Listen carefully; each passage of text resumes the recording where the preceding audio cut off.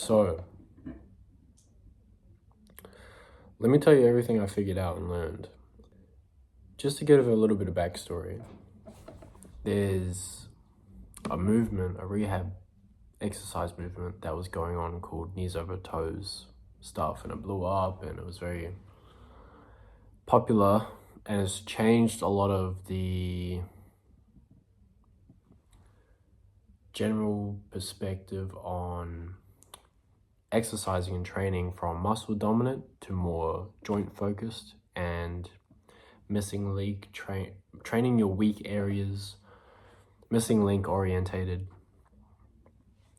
ground up approach, right? And joint balance, being equally strong on both sides so there's not a joint imbalance, like with the shoulder, for example, because most people haven't trained external rotations and power raise and the things on the posterior side of on the back side of the rotator cuff. It's more simpler than just, it's more complicated than just doing bros and shit. But when you don't train those external rotators and the rhomboids and the trap 3, when you don't do those, and you only overemphasize your chest, you tend to get a lot of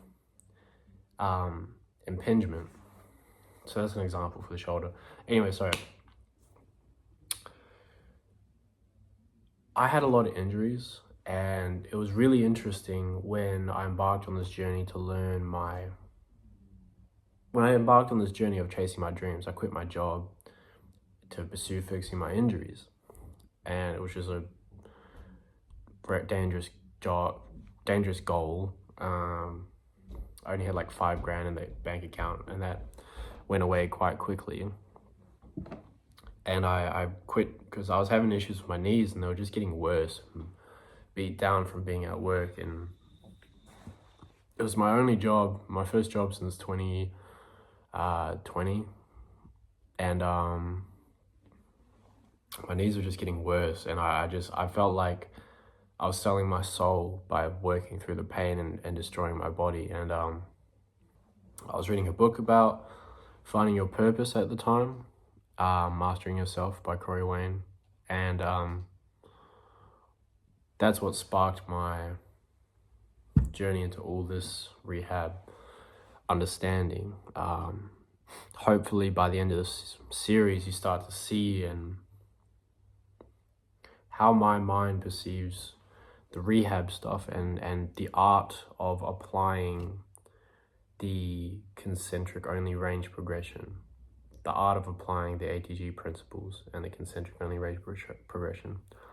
And yeah, I'm really glad you're here. And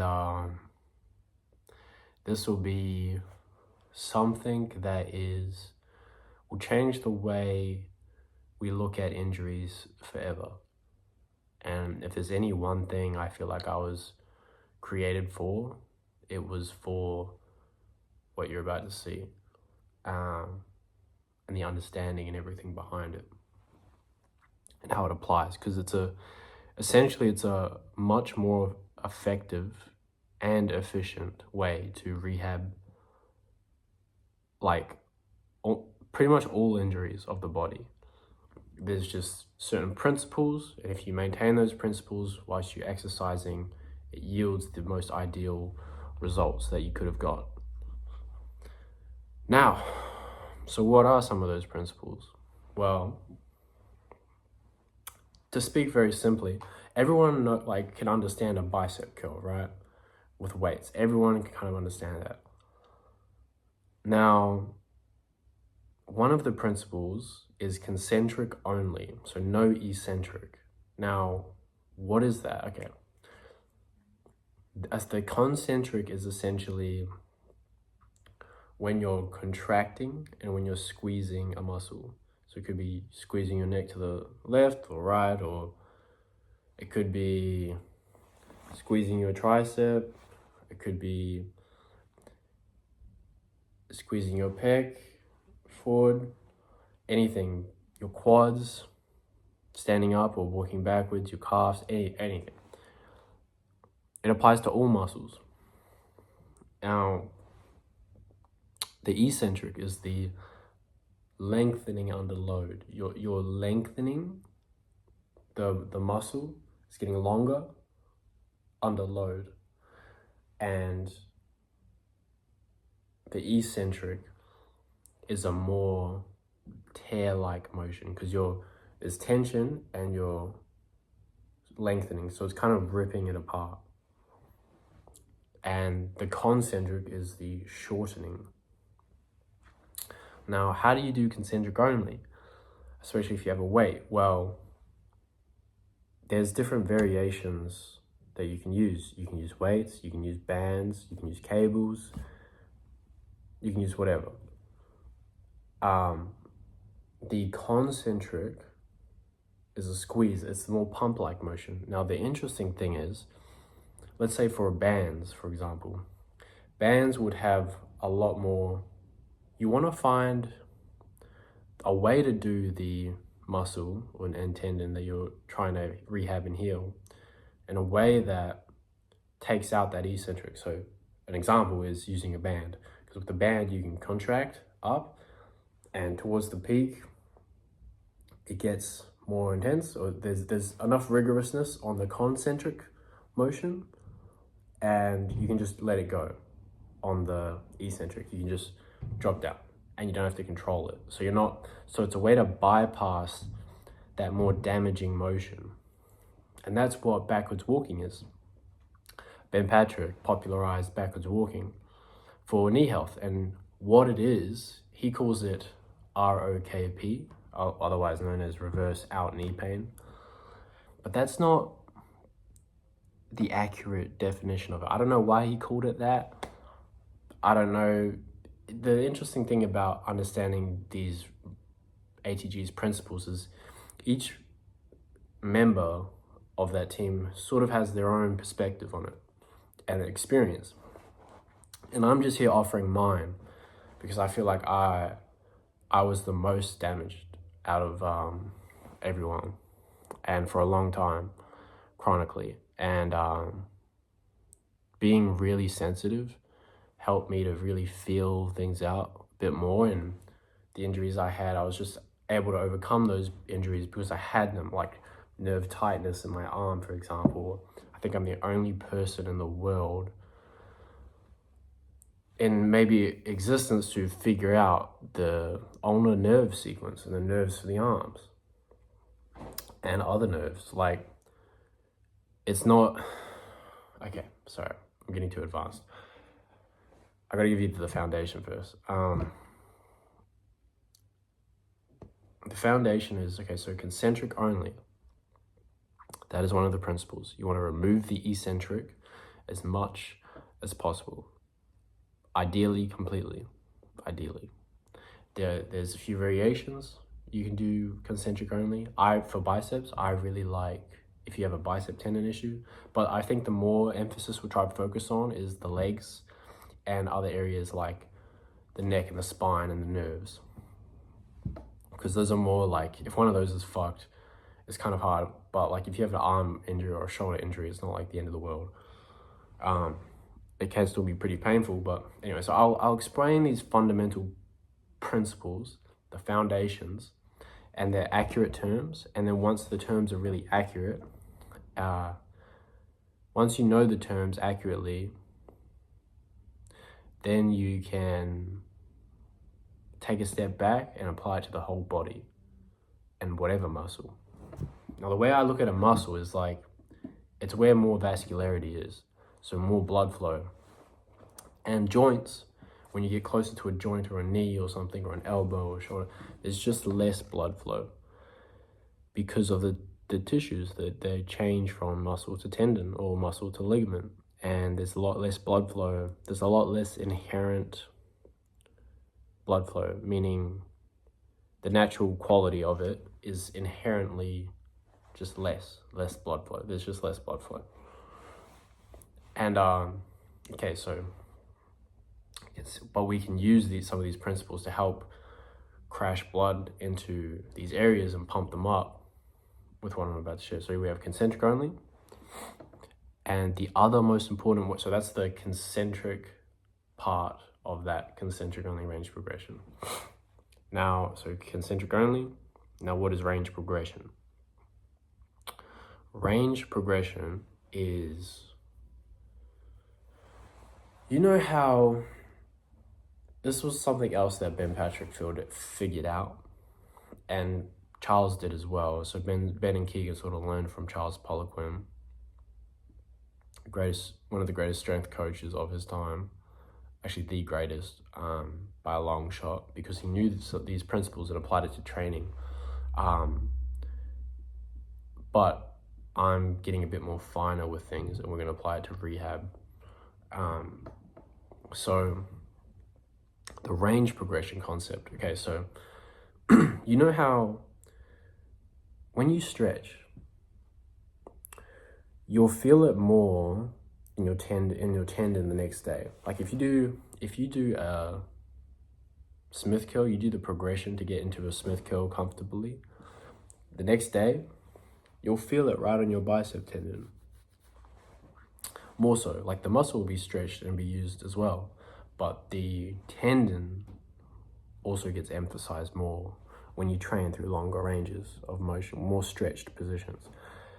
But you don't want to, when you're injured, you can't just go into a stretched position. You need to bring blood into it first with the range progression, which is what I'm going to explain. So the range progression is you're progressing range incrementally. And the reason why you do that is because you know how whenever you strain a muscle or strain something, you tend to want to shorten it. You'll notice that, like, it'll tend to want to be a lot shorter. And when you do that, you give it slack so that it's more comfortable. And like if you just tear a bicep, you wouldn't rest it in the most stretched position because that'll stress it a lot. So you give it the most slack, comfortable, so it could heal and reattach and like come together on its own. And then you'd start to rehab it. And it's so interesting, like the way we're set up as human beings. Like it's almost like God designed us to heal anyway ourselves. Sorry, I'm getting too far ahead. You can do these concentric only squeezes. Okay. Another fundamental principle, sorry, this will make more sense. When you bathe a tendon or a tissue or a nerve, any soft tissue, when you bathe it in blood, so when you bring a pump of blood to it, and blood tends to be warm, when you bathe these tissues in blood, these soft tissues, tendons, ligaments, nerves, they become more compliant. So they're more pliable. You can pull on them more, almost aggressively, with more comfort. Once the pumps in these tissues and these nerves, the tissues, tendon, ligament, will be more able to be lengthened more comfortably once the blood and the warmth's in there. And it's less compliant when it's colder and without the pump. So you would have seen Ben Patrick do like backwards walking with a floss band on. Take the floss band off, a bunch of blood comes crashing into the knee. That's one method of doing it. You don't have to use a floss band. You can still get generally the same effect without it. That's just another way to emphasize it, that crash of blood into a specific area. So that is a fundamental principle that needs to be understood. Like warm up. Everyone knows to warm up, right?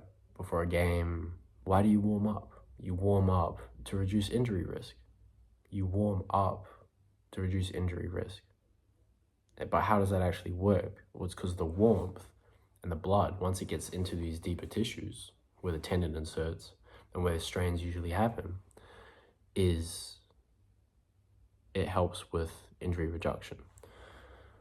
So, heat and warmth is very important. And it's fucking freezing in my country. But heat and warmth is something that's very important for recovering from injuries and health in general. It's good to be warm and sweat things out, right? unless you're like overheating, I don't know. Anyway, but back to the injuries. Okay, so there's that. So that's a fundamental principle. And then to the range progression, what the range progression does when you do it in a concentric only, all range progression is you're increasing the range. So you're going from a shorter range and you accumulate a pump at that increment, and it can be applied to backwards walking for the quad and patella tendon and the knee. It can be applied to the Achilles. You get a pump at that range that you're comfortable at, and then you increase the range slightly. And as you increase the range, you're leaning on the tendon more, the insertions more, and you're stressing those fibers and you're contracting from those fibers. And what's interesting is when you contract from deeper ranges, you also push blood deeper into that damaged tissue or that joint. So a great example is the French press, and when you're trying to mobilize the ulnar nerve and get the ulnar nerve longer. Because if you do kickbacks on the when doing your ulnar nerve sequence for the arm, the kickbacks can only get the blood so like deep. It doesn't really get right around the tendon, where the tricep tendon is, where the nerve comes through and innervates. But when you put the tricep muscle under stretch more and you contract and get these are called like quarter reps or pulses. Same thing sort of for the leg, where you just like kind of pulse in that end range. You're pushing blood deeper into the deeper section of the tricep head, or whatever muscle it is. It applies everywhere across the entire body. And the cool thing is when you do it in a concentric only way, it's less damaging and it's more pump and blood flow inducing. So it's healing. And so that's why I say it's efficient, because when something is efficient is not reckless, not over damaging. Because the opposite, the worst thing to do would to be just do heavy eccentric on it, and that would tear it up and you wouldn't be getting as much blood flow, and there'd be activation for sure. But you can actually get, with the concentric only stuff, you can emphasize blood flow without tearing it up as much. So it's really good when you're initially out of an injury and beyond. I think it's even ideal for athletes to train in that way, because you're not disorganizing the fascia as much. I don't know, that's my opinion. Because if it's ideal for the most damaged person, it's efficient for them, then wouldn't it be for the athlete as well? I mean, there's different purposes you can train, and rapid eccentrics. I know that's a thing, but these are all things to ponder. I'm not saying that this is absolutes. I want to leave this like an open question, because I've found that even I've learned more things by just talking about them. And, like, I found a way to hit my spine in a more efficient way from just talking about it. And how I managed that was just, I guess maybe we should talk about that in another time. But if you're coming back to this and you understand it, it's just that instead of doing the iso on the back extension, I just did the iso on the seated good morning. So I removed an extra step, and then it was like an extra step removed anyway. That aside, so the concentric only range progression. Now, you don't want to progress range too much in a session. You want to progress it incrementally.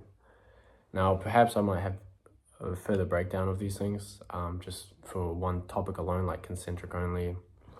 But for the concentric only reps, you can't be too light. It has to be rigorous enough, because you want it to call on the blood and the blood flow. And when it's difficult enough, not too difficult, but rigorous is what you want. Rigorous is the right word you're looking for. And when it's rigorous enough and almost unstable, you can it's really effective for the blood flow. So the best thing, like for the biceps, for example, is cable double-handed curls with like the bar. That will smoke your biceps full of blood, and it will make it really easy to get into the Smith curl or the crucifixion, whatever, for your bicep long range. And I'll try to steer more towards leg injuries and neck and spine injuries and nerves as examples, because I feel like that's more needed rather than biceps. But that was just an easy analogy. What are some examples of concentric only?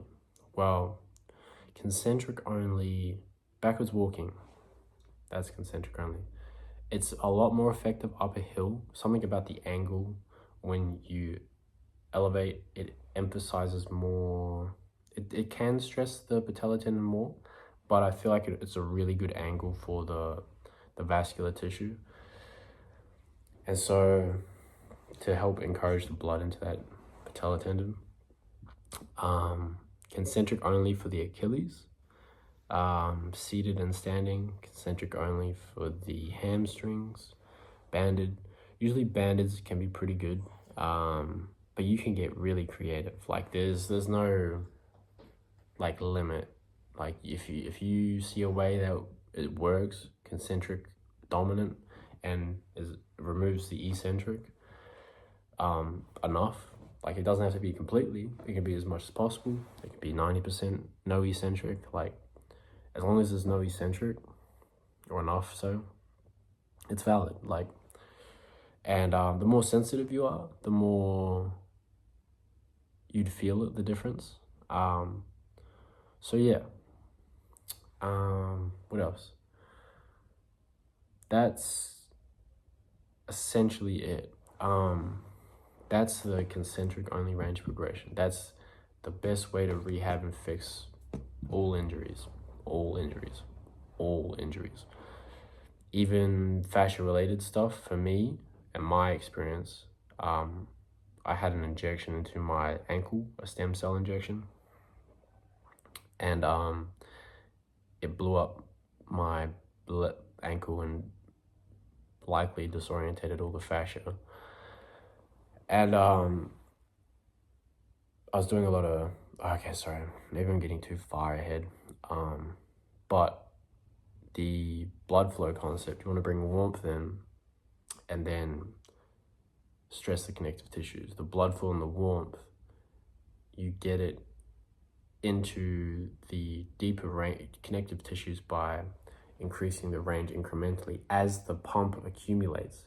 So you don't want to go, you do it incrementally. You don't want to go short, super short range and then straight long range. That's going to be a bit too much shearing. So you want to get a pump, and then once the pump's there, increase the range. That's if you have a bicep injury, for example. If you don't have a bicep injury, you can just stick to mid-range, because it's short enough to where it won't stress out you, but it's long enough to where you can just get straight into the Smith curl. So like you don't have to go super short. I hear there is some benefit to training super short range strength. For me, that hasn't been the case. From an injury perspective, if you're someone like me, you're gonna just get up to mid-range and then go long range. I haven't found any significant benefit, me personally, from getting stronger in the short range for rehabbing injuries. For the legs, I'd say, I can see how you'd make the case for the shoulder, because like you want to get stronger in this peak, and it's better to like lean over so that it's contracting the posterior muscles. But generally it's just contraction, pump, rigorous enough, then increase the range of the muscle so that you start to squeeze blood into these deeper tissues in the ideal way possible. And then we'll go into nerves a bit later on, but I just want to because to understand the nerve stuff, you need to understand just how it applies to any muscle. And then once that's down, then you can start to conceptualize how we go after the nerves, because the nerves are a bit more complicated, especially the ulnar nerve. Like, it's not like you just do the tricep short to long range. If you've really got it, if you got it bad, there's a bit more complexity to it. So to understand how big of a deal this isn't in the physiotherapy curriculum. And I know, because I've seen a bunch of physios when I was injured, and I found it generally more effective to just fix and heal myself. So I found it more effective to fix myself, and I found it more effective to do things myself because I understood things on a slightly deeper level. And it's not hard to understand this stuff. Like, if you go to the gym, it'll click with you quite easily. And you don't really need to be qualified to understand this stuff and apply it for yourself. And you can just, if you don't believe it, just get a feel for it. It's relatively low risk. If you're not injured, it's going to be no risk at all. Like, for example, get a hamstring pump. And anyway, just bring a pump to your hamstrings with a band or something. And then stretch your hamstrings. And when you get such a rigorous pump into a muscle in the mid-range, and then you stretch it, the stretch is crazy compliant. Like, you'll be like, whoa, it'll feel like butter. Like, when you do it right and you timed your meal properly, that's another thing that's really important, is timing your meals properly. It's not, you don't have to be super like on the minute with it, but it's just like the body needs energy to create a good pump.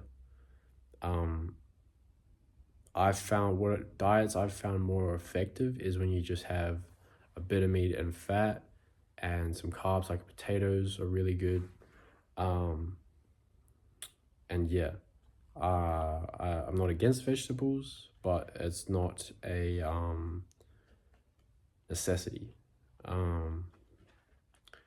And yeah, fat, protein, carbs. There's some good compounds in vegetables. I'm becoming more aware of that. I was I was big on green alkaline drinks and smoothies, it's greens, everything. And then then I was straight carnivore. Then I went to keto, and now I'm sort of like a paleo. So I kind of just come full circle back to just eating normal.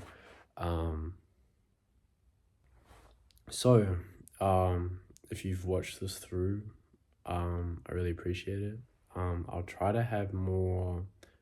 I wanted to make this quite special, this series, so I'll aim to have things like a presentation, and just go through my thoughts and just plan it, just structured a bit, not too much, but I've sort of just recorded this on no structure.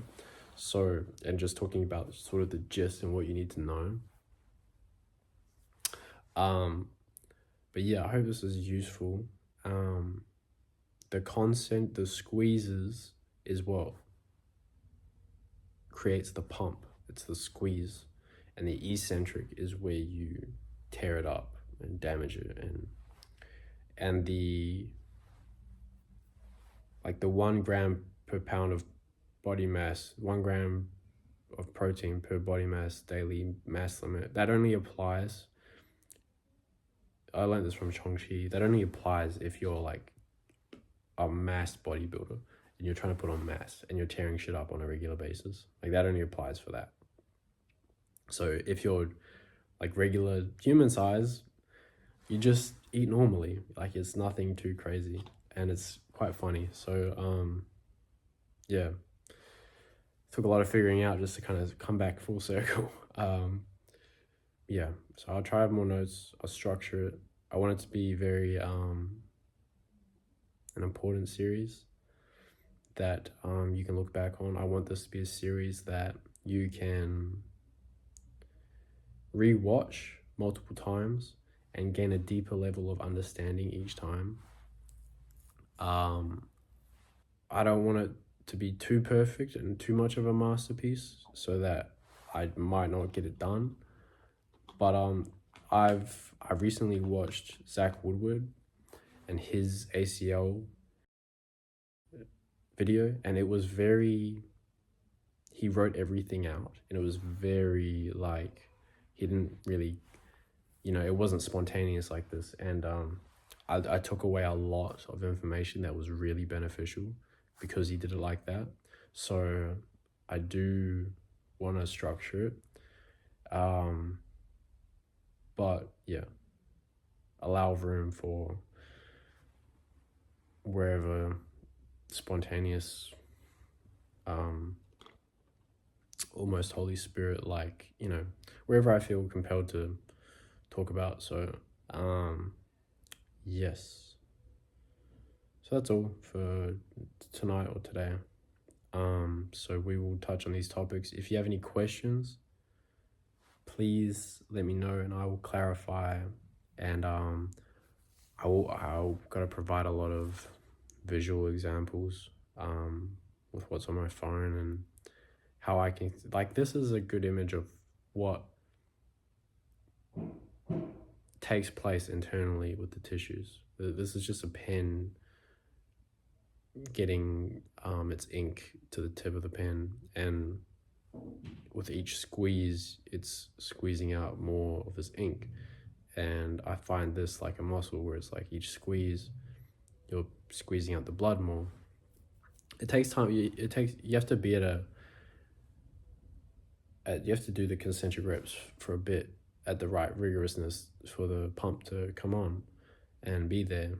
And but yeah, it's once it's there, then you can drive it into the joint as you increase the range with the concentric only contractions. So there's a few concepts to understand and then keep in mind.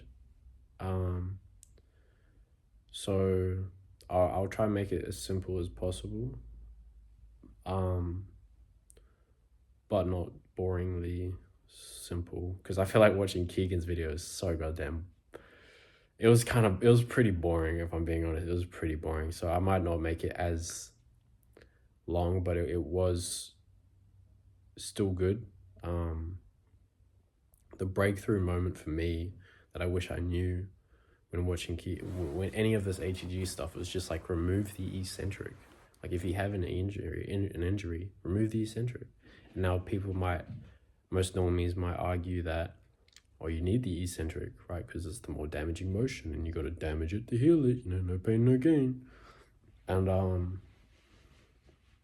you can just get the same amount of damage with a concentric only reps by just increasing the reps. Because imagine it like, per rep, a concentric rep is less damaging versus an eccentric rep. Per rep is less damaging than an eccentric rep. So if you want the damage, just increase the reps and you're still encouraging that blood flow. And yeah, anyway, but yeah, it is kind of neurally fatiguing that, I don't know, I don't want to overstep on, but then the nerves and the nerve shakes, and just my perspective on the nerves is that they need to get longer. If you have nerve issues, it's because it's tight. It's just tight. Now there could be an adhesion on the pathway from a previous injury or something that's getting in the way, but that shit didn't work for me. I did a lot of that and I got really frustrated, and it just makes sense to pull on them. And then you'll hear people say, oh, well, be careful, you don't want to break your nerve. But if you get a pump to the nerve, it's more compliant. ATG progression applied to the ulnar nerve. There's a bit of a twist needed to open up this particular nerve. You can't just go from short to mid to long range with this nerve. The twist is, just before you get to the long range, you have to put tension on that nerve to mobilize it, to free it up for the long range, so that when you get into the long range, it's not pinching and sharp. And once you've got the deeper pump from the long range and there's blood flow and warmth surging around that cubital tunnel zone, you go back into the nerve tension and it just feels like butter. Like you can gain much more length on the nerve with more ease and comfort, rather than pulling on it when it's colder and stiffer because of the lack of a pump to that area of the joint. Then you finish with a stronger long range set with a stronger band. Length effects last longer when you're stronger at that range, in the muscle and tendon, and neurologically also. This means you won't have to mobilize as much, allowing you to not need to stretch it as often. And so you can fix these nerve issues too. And what would be a really great accomplishment or something to do, there's a guy I saw his work, his name's No Bullshit Rehab, or No Bullshit Physio or something like that. And he deals with people who have fully severed their spine, like their spinal cord is like cut in two, and he deals with people and getting them back to walking. And when they're back to walking, they're walking and they look a bit like they look a little clunky, as you would.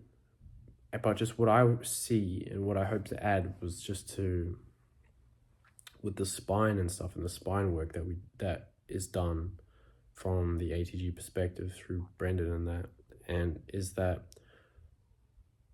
could we make a roadmap for someone who has a fully severed spine and get them completely back to normal?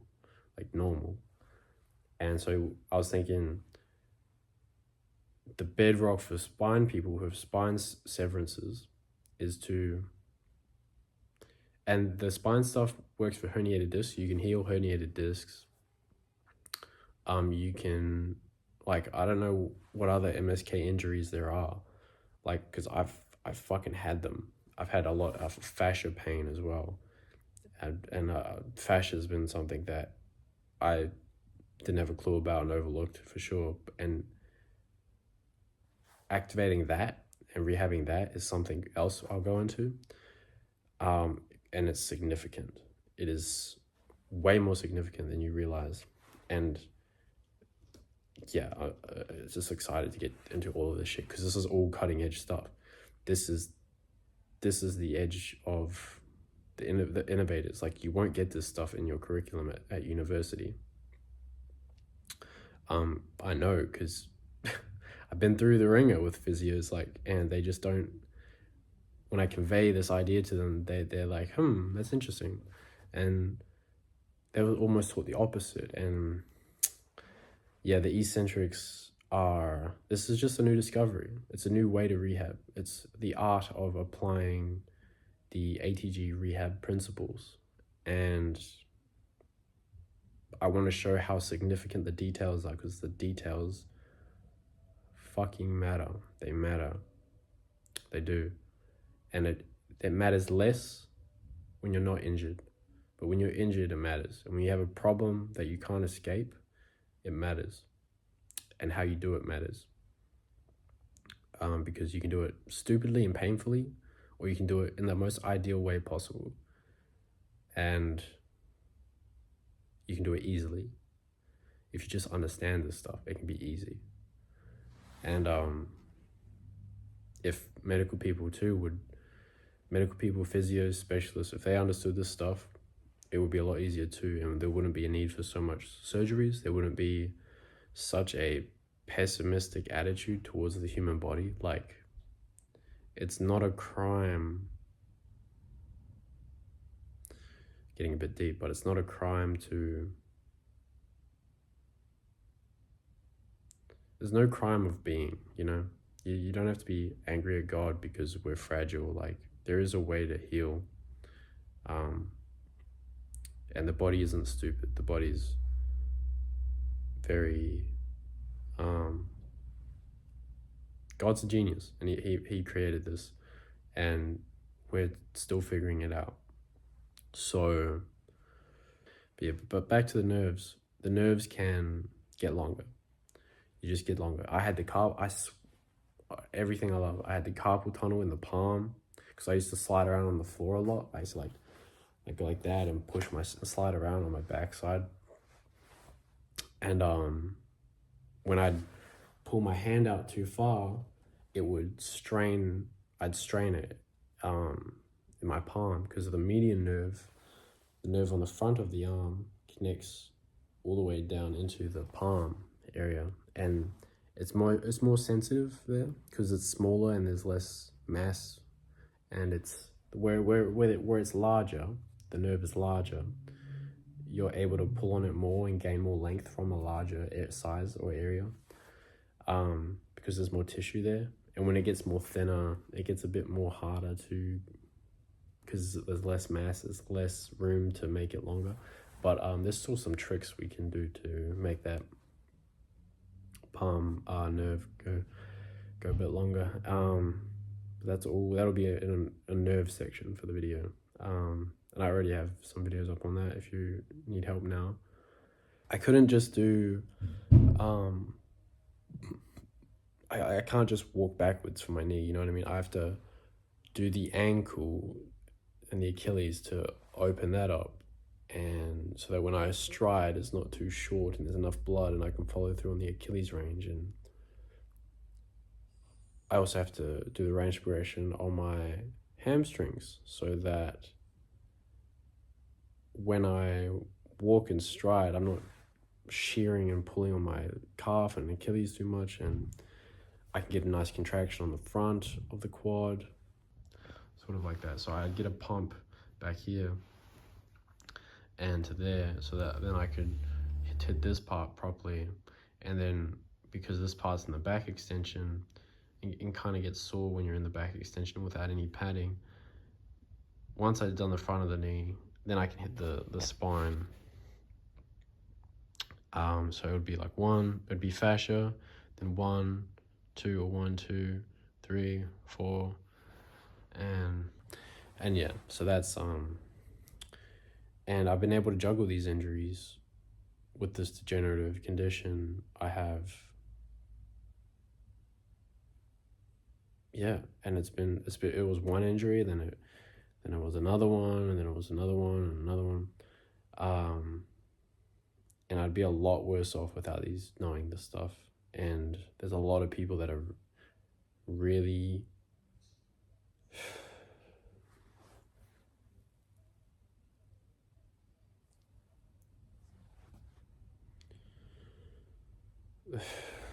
there's a lot of people that are in terrible pain all the fucking time, and they just don't understand this stuff, and they just need to understand it. And the fascia stuff, the fibromyalgia stuff it's fascia related, and there's work you can do on your fascia to help reduce that pain and make that ideal as possible.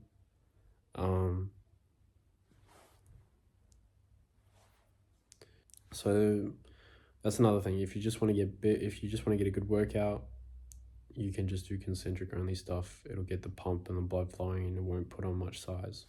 So that's how you can maintain health without putting on size. Back to the athletes thing. Like, I feel like something that a lot of athletes do is especially if they're in MMA or something, you'll notice they just tend to get bigger size throughout their career.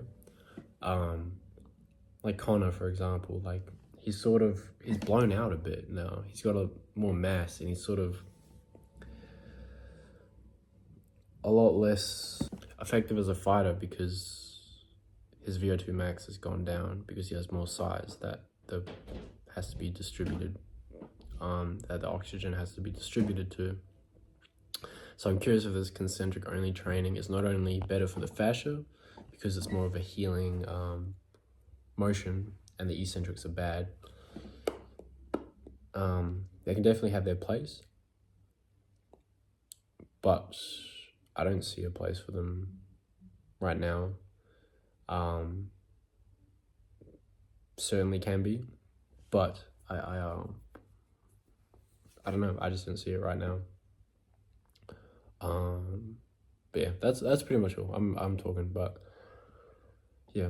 Anyway,